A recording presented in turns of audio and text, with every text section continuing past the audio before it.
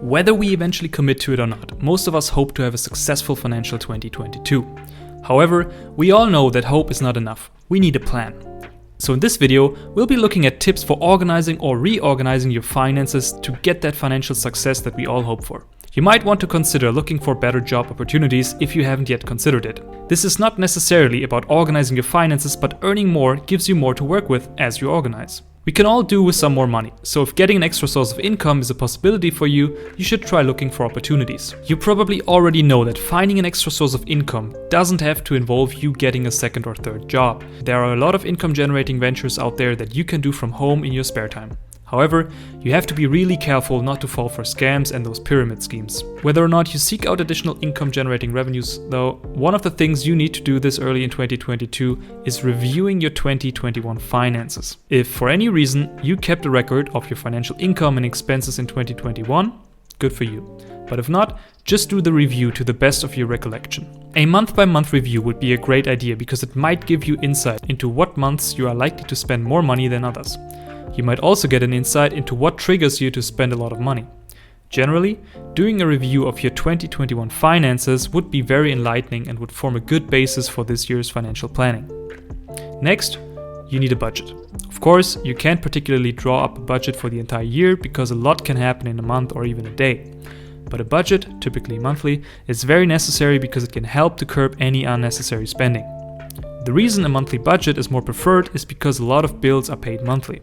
But nothing says that you can't draw up a weekly budget if you earn more frequently than monthly, and are not opposed to creating a budget that frequently. That said, as you draw up your budget, it is very important that you try to account for unforeseen circumstances. It sounds counterintuitive to plan for something you don't know, but the idea here is to add a little something to your budget every month for emergencies if you can afford to. If you don't have any emergencies that month, then money assigned to it can be sent to your savings account. Which brings us to another point.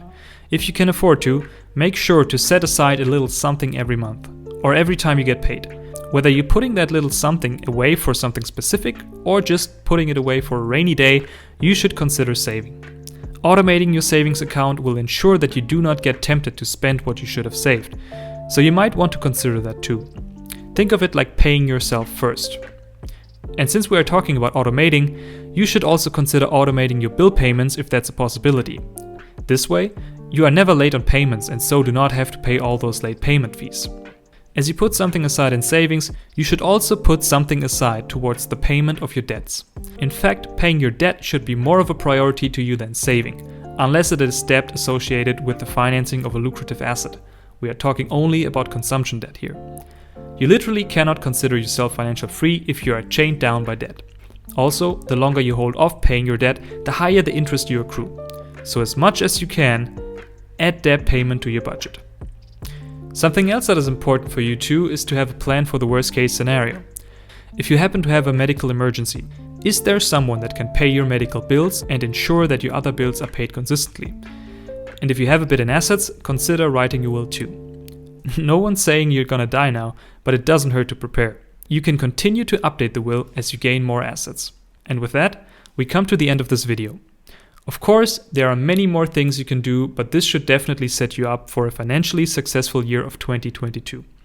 If you found this useful, consider hitting the like button, subscribing to the channel for more videos like this, and hitting the notification bell so that you know when we post a new video. See you in the next one.